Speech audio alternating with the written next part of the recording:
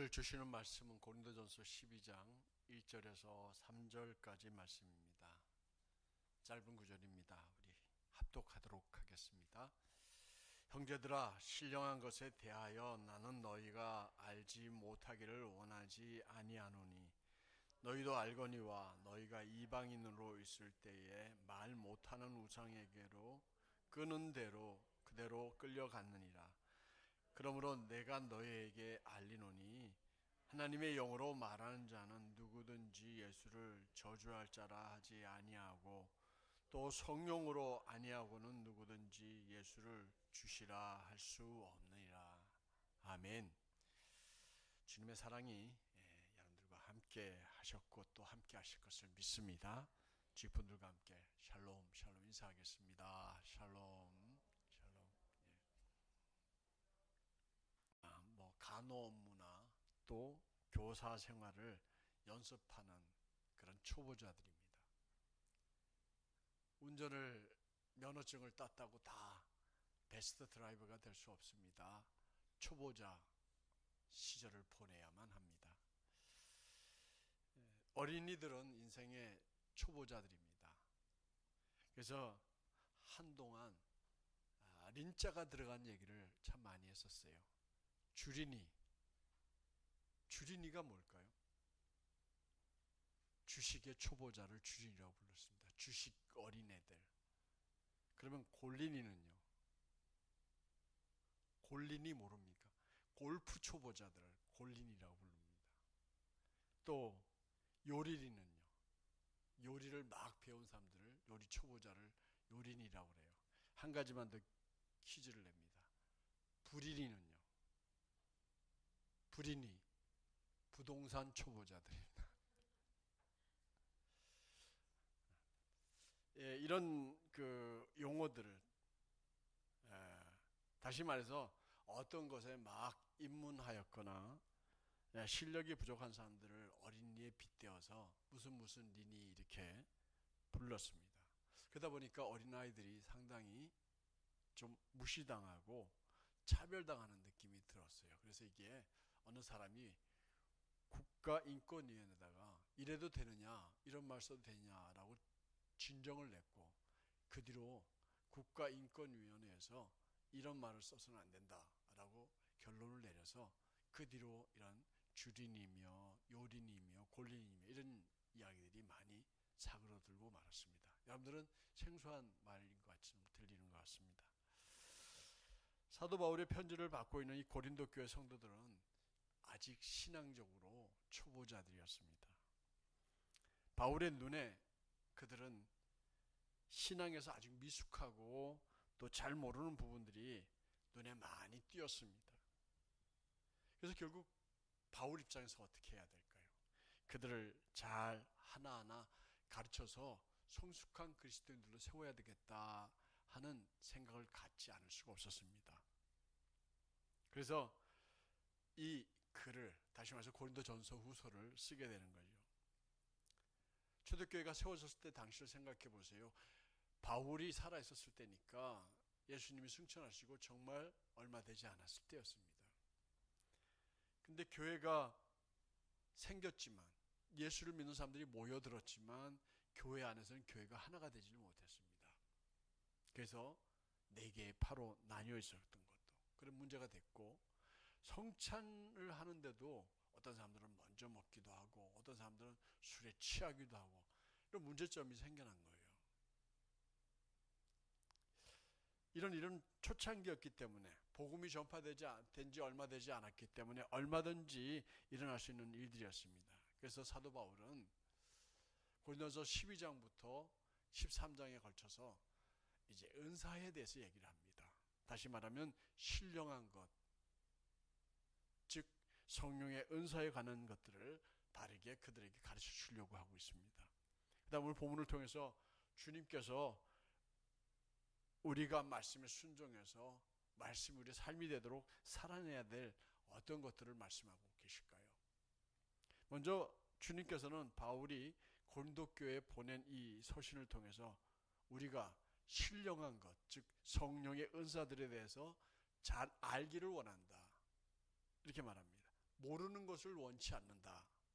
이렇게 얘기를 했어요. 모르는 것을 원치 않는다는 얘기는 잘 알기를 원한다. 이런 말입니다. 본문 1절을 우리말 성경으로 한번 읽어보도록 할까요? 다시 읽어봅니다. 형제들이여, 나는 여러분이 성령의 은사들에 대해 모르는 것을 원치 않습니다. 제가 성령의 은사들이라고 해가지고 옆에다 가로를 쳐서 뭐라고 써놓았죠. 우리가 읽은 두 가지 성경, 그러니까 앞에는 개역 개정을 읽었고 지금은 우리말 성경을 읽었는데, 앞에 개역 개정에는 신령한 것이라고 표현되어져 있고, 오늘 우리가 읽은 이 우리말 성경에서는 성령의 은사라고 표현되어졌어요. 근데 그럼 이 원어가 뭐냐 하고 봤더니 푸뉴마티코스라는 말을 씁니다. 한번 따라해봅시다. 푸뉴마티코스. 이렇게 한번 한다고 여러분들이 뭐 얼마나 외우겠습니까만, 그래도 여러분들 헬라어를 한번 하신 겁니다. 다시 한번 해볼까요? 시작. 푸뉴마티코스. 이 푸뉴마티코스라는 말은 어디서부터 나오냐면 푸뉴마라는 말에서 나온 말입니다. 이 푸뉴마는 뭘 얘기하느냐면 공기의 흐름, 이 숨, 한바탕의 바람, 미풍, 이게 발전해서 영혼, 그리고 생명의 본질. 왜요? 하나님께서 아담과 하와를 창조하신 다음에 흙을 빚어 놓으시고 거기다 뭘 부어 넣었어요? 숨을 불어 넣었어요. 생명을 불어 넣었어요. 그래서 그게 푸뉴마예요. 그때 쓴 단어도 푸뉴마고 지금 이것도 푸뉴마입니다. 그러니까 생명의 본질을 말해요.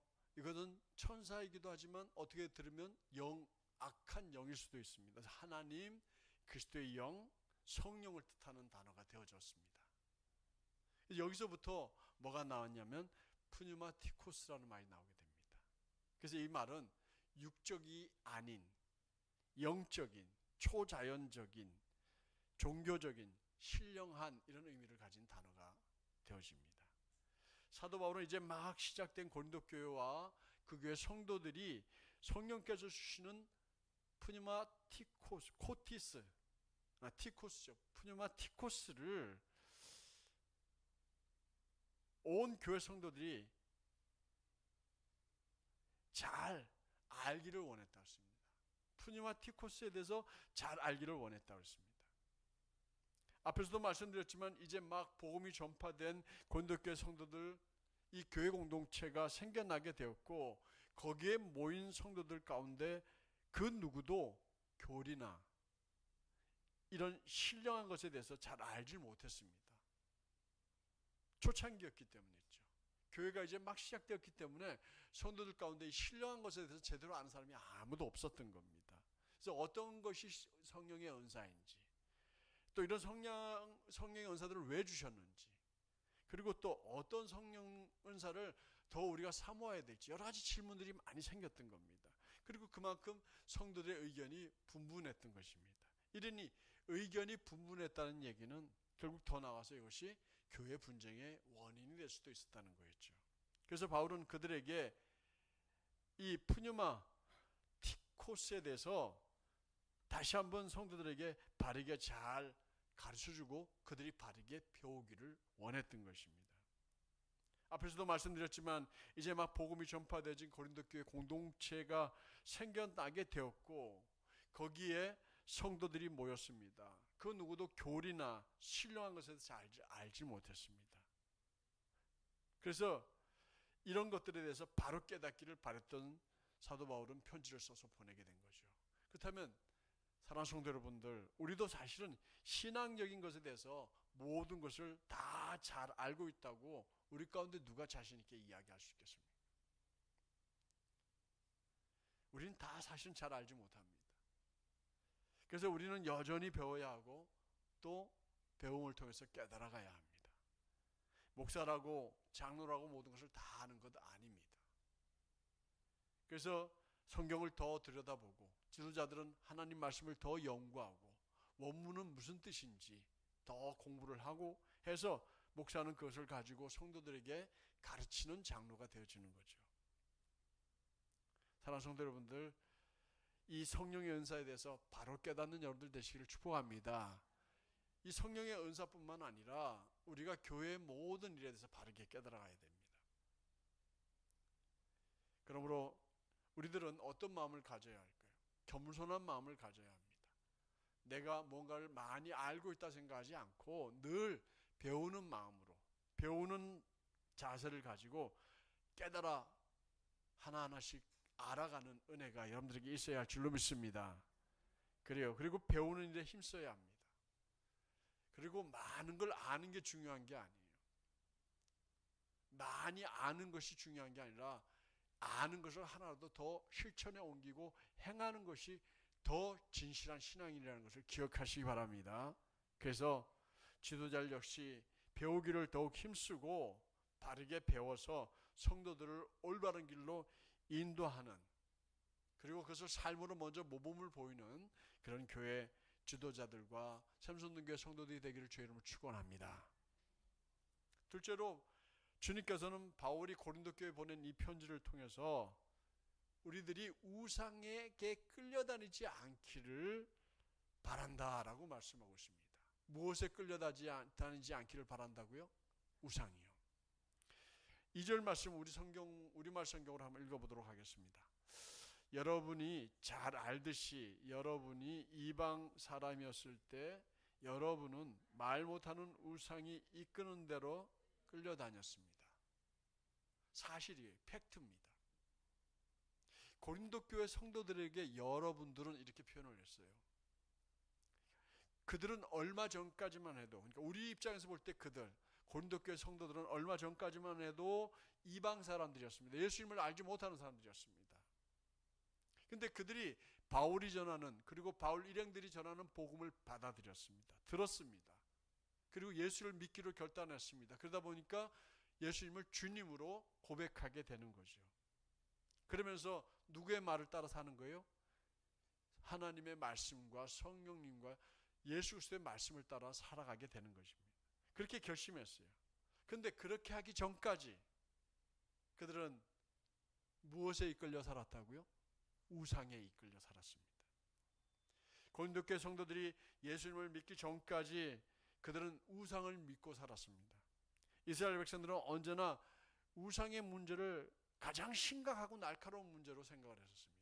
영적으로는 늘 이 부분에 대해서 굉장한 예민함과 그리고 민감함을 가지고 살았어요. 이스라엘 백성들은 하나님을 본떠 만든 물건이나 하나님을 대신한다고 생각하는 대상물들, 예를 들면 광야에서 하나님의 분노를 샀던 우상이 하나 있었죠. 뭐였죠? 금송아지였잖아요. 그런 것을 만들거나 또 이방 사람들이 신으로 섬기는 그런 것들을 굉장히 경계했습니다. 하나님 이외의 거짓 신들이나 물체를 만들어서 그 앞에 경배하고 절하고 하는 것을 가증하다고 이렇게 얘기를 했었어요. 여러분들 갈멜산에서 엘리야가 850명의 우상 섬기는 사람들과 대결한 일이 있었죠. 그때 우상들이 뭐였습니까? 바알과 아세라라고 하는 나무로 깎은 여자 신을 섬기는 사람들이었어요. 그들이 그 앞에서 어떻게 행했습니까? 그들에게서 불을 달라고 외칠 때 그들은 자기 몸을 자해하기도 하고 그 앞에 뛰어서 춤추기도 했지만 아무런 반응이 없었습니다. 그러니까 우상이라고 하는 것은 이스라엘 백성들이 여호와 하나님을 섬기는데 유일하신 하나님을 섬기는데 정면으로 대치되는 그런 이야기였습니다. 그래서 족장시대 때부터 시작해서 이집트에서 종살이했을 때, 광야 생활을 통해서 가나안 땅에 정착했을 때, 통일왕국과 분열왕국을 거쳐서 이방 민족들이 그들을 지배할 때까지 이스라엘 백성들은 늘 우상 문제에 대해서 큰 어려움을 겪어야 했고 우상의 유혹을 받아야 했고 그것 때문에 하나님께 징계를 받기도 했었습니다.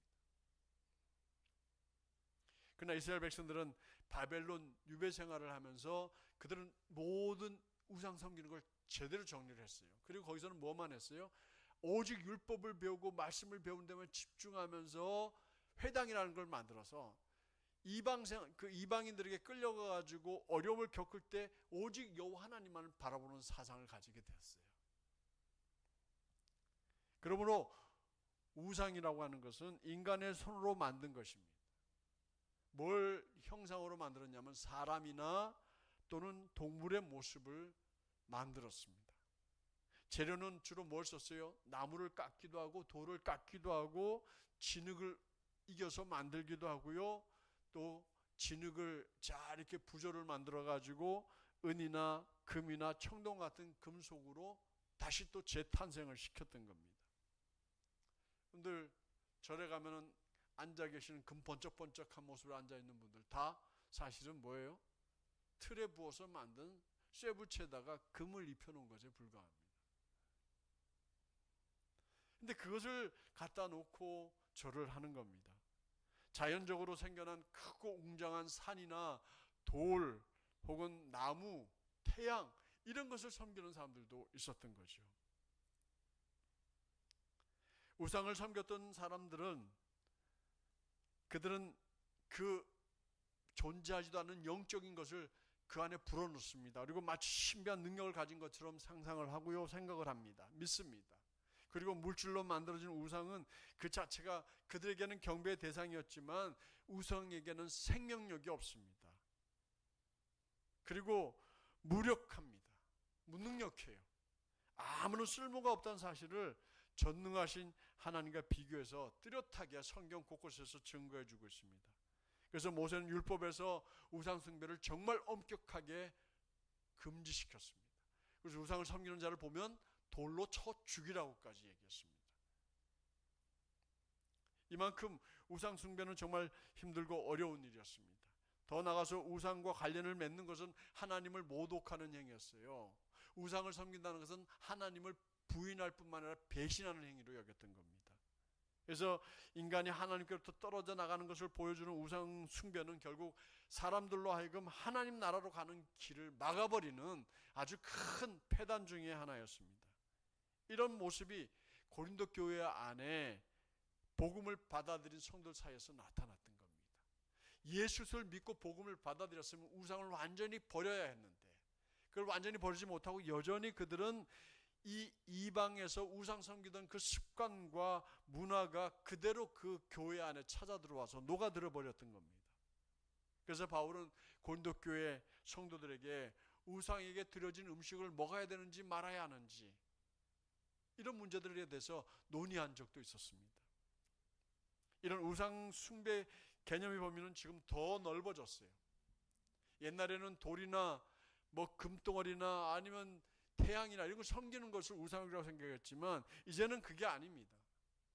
이제 우상은 어떤 겁니까? 어떤 형상이 아닙니다.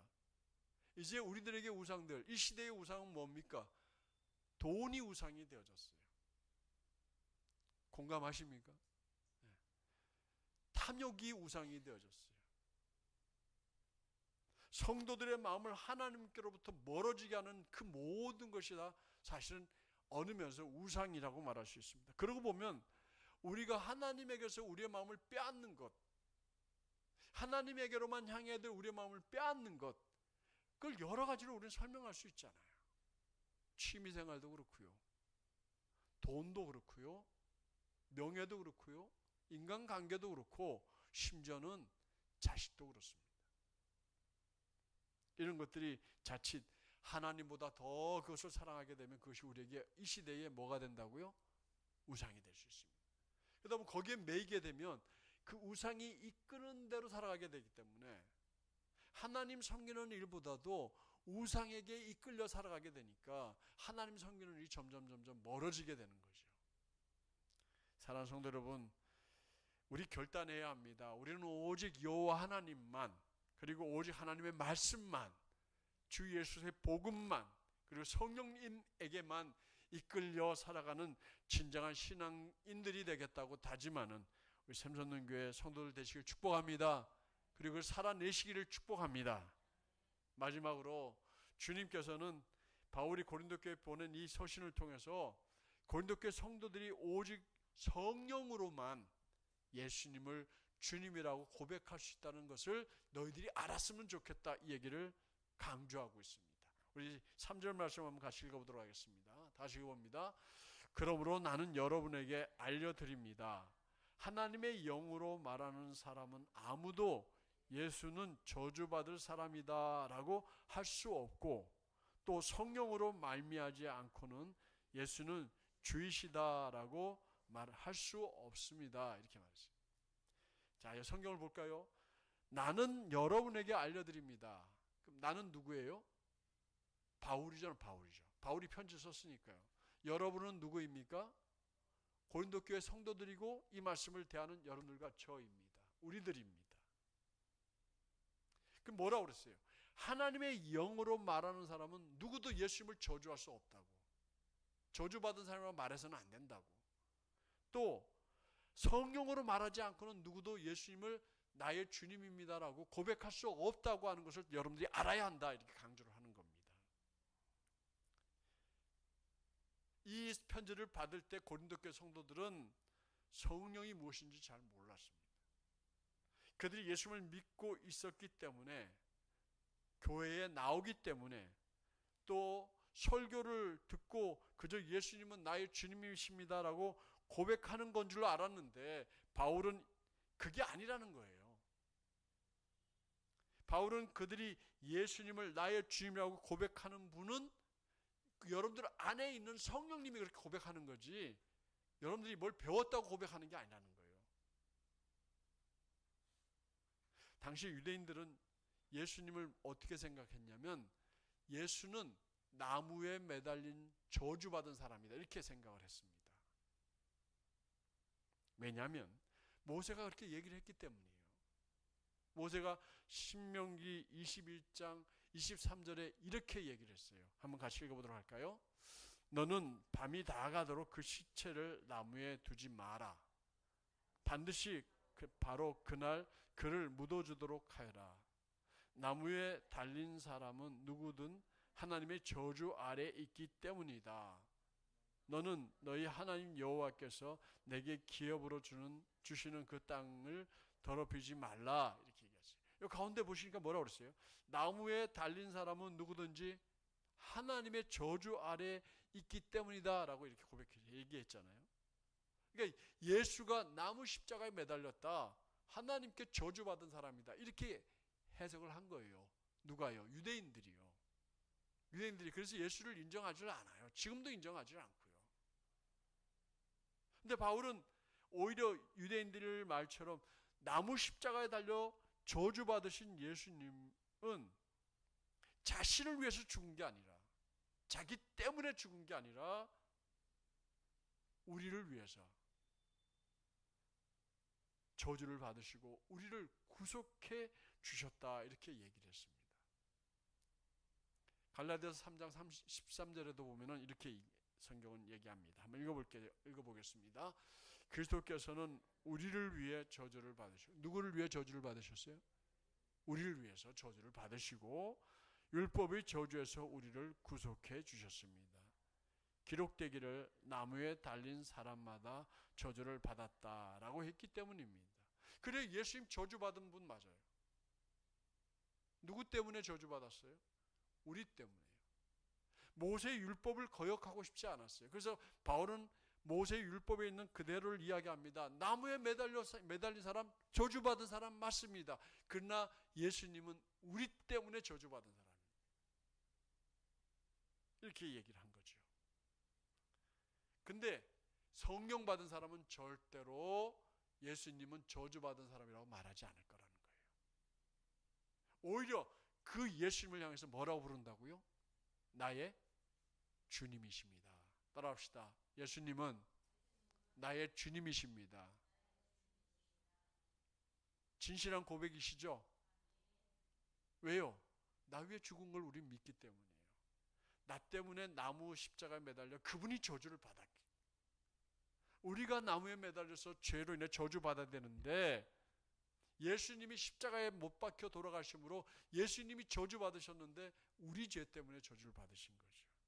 그래서 예수 그리스도가 나의 죄 때문에 나무 십자가에 달려 돌아가셨음을 믿음으로 고백하는 그 순간 성령님 우리 안에 찾아오셔서 예수님은 이제 저주받은 분이 아니고 예수님은 나의 주님이십니다 라고 우리 입으로 고백하게 만든다라고 이렇게 얘기한 겁니다. 다시 한번 크게 고백할까요? 예수님은 나의 주님이십니다. 할렐루야. 말로만 주님이라고 하지 말고 진짜 예수님이 나의 주님이면 나는 그분의 뭐가 되는 거예요? 종입니다. 하인입니다. 그러니 주님이 하자는 대로 하는 사람이 이렇게 고백하는 거예요. 그럼 주님이 하자는 대로 하는 삶은 어떤 삶이냐? 성령님이 이끄시는 삶을 사는 거예요. 전에는 뭐에 이끌려 살았어요? 우상에 이끌려 살았어요. 전에는 우리가 보는 그런 뭐 절에 가거나 아니면 뭐 돌덩어리에 우리 절하거나 점을 보러 다니고 그렇게 하지 않았더라도 전에는 자식이 나의 전부였고 돈이 나의 전부였고 건강이 나의 전부였다고 하면 이제 예수님을 나의 주로 영접하고 성령님이 예수님이 나의 주님입니다 고백하게 하는 순간 이제는 내가 주님을 위해서 내가 종으로 살도록 주님이 이끌어 가신다는 거고 성령님이 이끌어 주신다는 겁니다. 할렐루야. 여러분들은 예수님이 나의 주님이심을 진심으로 고백하십니까? 이 고백이 여러분들의 의지 때문이 아니라 여러분들이 아는 지식 때문이 아니라 아니면 습관 때문이 아니라 바로 성령님께서 깨닫게 해주심을 깨달으시고 성령님의 이끄심을 따라서 주님의 종으로 살아갈 수 있는 샘손능교회 식구들 되시길 축복합니다. 축복합니다. 말씀을 정리합니다. 우리는 사도 바울이 고린도교회 성도들을 일깨워주는 말을 기억해서 살아내야 합니다. 고린도교회 성도들이 알기를 원한다고 그랬어요. 간절히 알기를 원한다고 그랬어요. 여러분들에게도 우리들에게도 똑같이 말씀하시는 거예요. 하나님 말씀을 바로 깨닫고 바로 알으라고. 그러므로 우린 겸손해야 돼요. 하나님 말씀 앞에서는 무조건 겸손해야 돼요. 겸손하시죠? 아멘 하셔야 돼요.